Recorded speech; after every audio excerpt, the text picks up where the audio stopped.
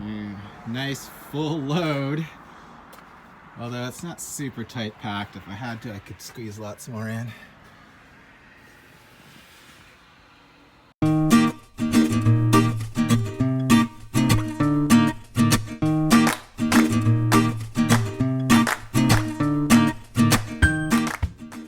All right, everyone, we have packed up the hotel.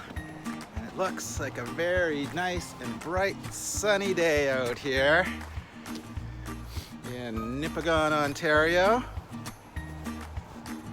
Looks like everybody else got on the road a lot earlier than me. I'm the last one in the parking lot, but I'm a sleep-in kind of person, especially when I have a nice hotel for the night or motel. Want to take advantage of that. I'm all showered up, had an oatmeal and coffee in the room, and we will now get back in the good old 4Runner and start cruising our way towards Thunder Bay. Wow, I think I'm gonna need the old sunglasses. Gotta dig those out. It is bright. Hey everyone, we are still in Nipigon. Before leaving town, I'd backtrack about 5 minutes to the where I drove into town. They've got this awesome bridge here, and it wasn't really, couldn't get a great view of it at night, although it had some cool lights on it. I couldn't take any photos as I was driving into town.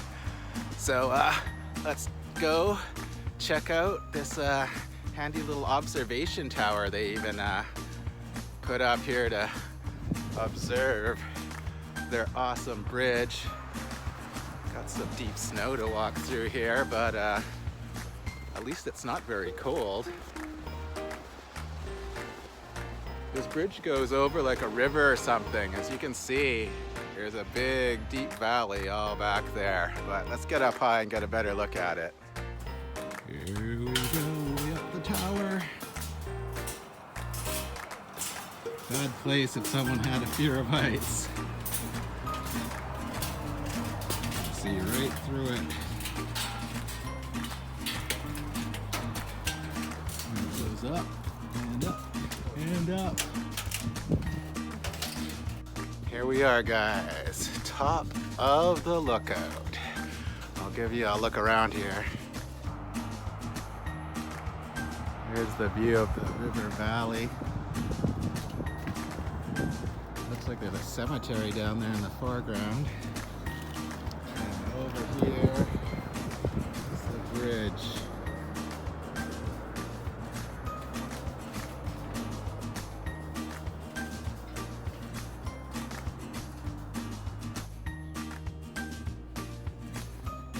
Pretty elaborate, fancy chair. Uh-oh, I think one of the cables holding the bridge up became unattached. Quick stop at Canadian Tire. I don't know if I need 6 propanes, but hey, it's better to be safe than sorry. And some more batteries, D-size batteries, just in case. I didn't have any extras left. I like to have extra batteries for everything I use, D, AA, and AAA. Being from the big city, I was a little bit concerned about leaving my camera gear and stuff in the car while I went inside to shop just for 5 minutes. But I thought I'd risk it. And I see the guy beside me here, he left his truck on with the keys inside of it. So it's the small town, low crime living, kind of nice around here. Seems like you can kind of go either way with a small town. It'll be either idyllic and low crime or totally methed out. Looks like Nipigon's one of the nice ones. And I do get a really nice vibe from this city. It seems like older people and tourists and then a whole bunch of trucks just coming through, but pretty nice, clean, relaxed vibe out here in Nipigon. Back on the good old Trans-Canada Highway. Roads seem clear today. It's bright and sunny and minus 6 degrees Celsius. We have left Nipigon and we're actually not going far to the next destination. It's Hurkett Bay is only about 20 minutes away, and I want to check in there, and they say there's a boat graveyard there. I want to go photograph it. It's also listed in iOverlander as a boondocking camping spot. And I won't be camping there tonight, but I always like to take a look at what these places look like if they're along the way, just for future reference. See if it is a place I'd want to stay on another trip past this area. But mostly I want to get a photo of this boat graveyard they're talking about. I haven't seen any photos, so I don't know what it's like. Maybe it's not impressive, but people in the camping reviews said it was really spooky, so that appeals to me for photography, even if spooky isn't what you're looking for camping. Here we are on 582. Turned off the main highway to get to Hurkett.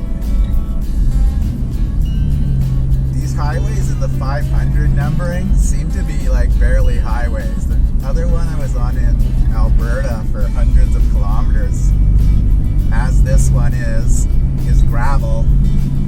I guess you can have gravel highways in Canada.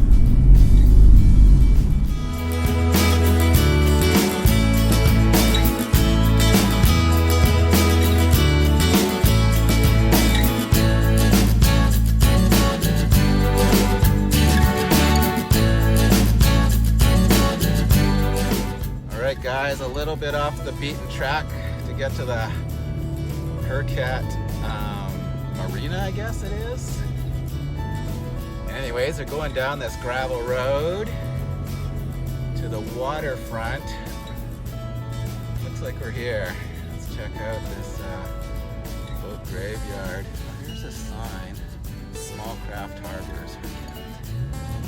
Here we are. Oh, neat. So the boats are abandoned on land. I thought they might have maybe left them floating. Look at these big things. I can see that people could camp back here, no problem. It's quite the forgotten area.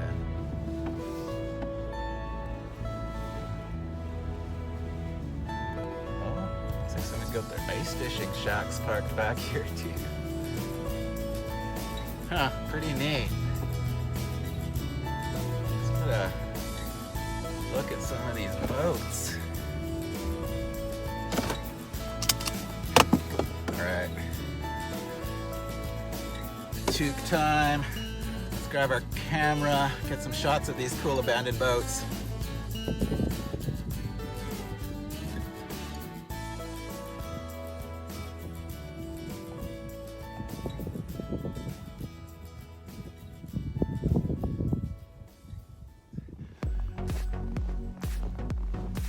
So there isn't a ton of abandoned boats here, but they're bigger than I thought. So there's 1, 2, 3.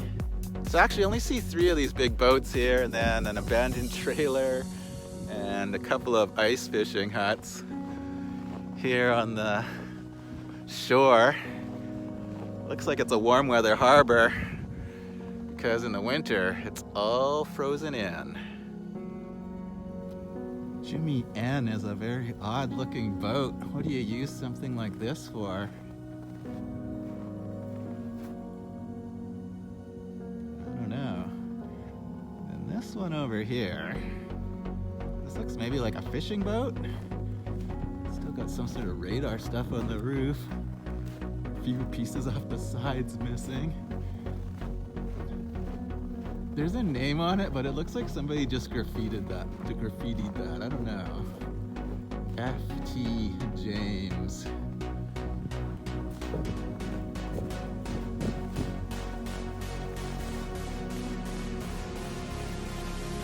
Cool.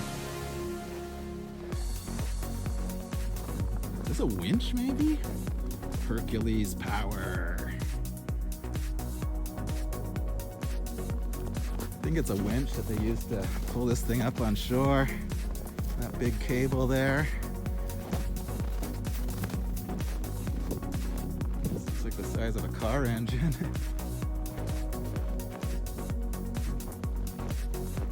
Let's go see what this sign says.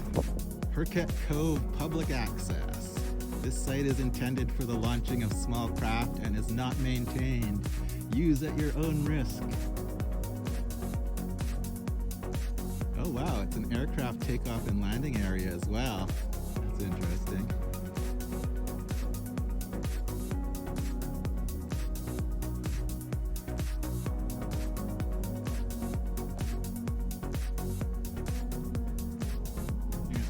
inside the boat.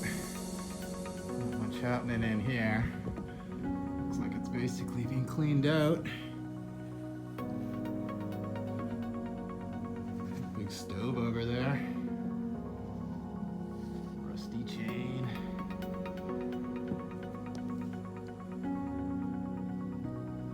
Here we go, boys. We are on a boat.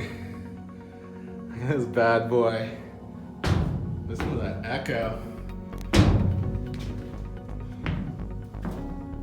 It's very metal down there below decks. Looks like the engine room's down there.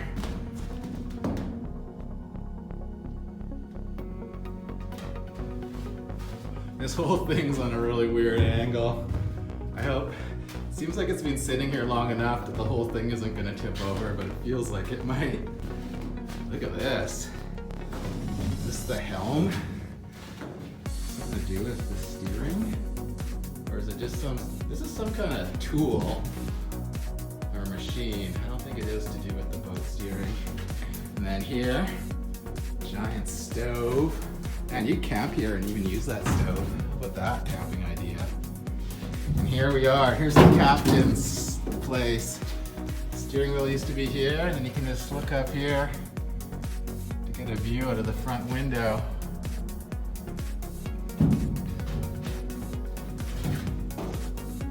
See, this is some kind of chute down the side. These things are too.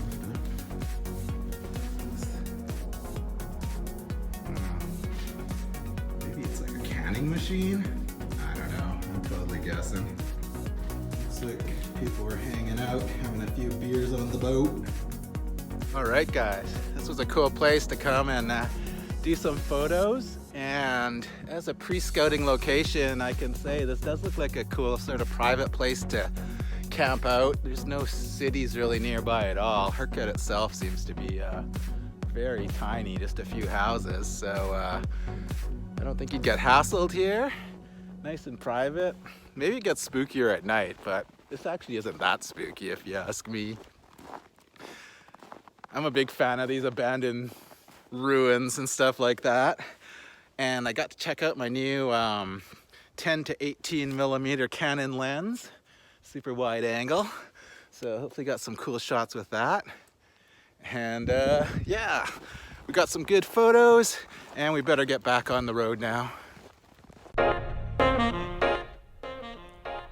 Thanks for watching, everyone.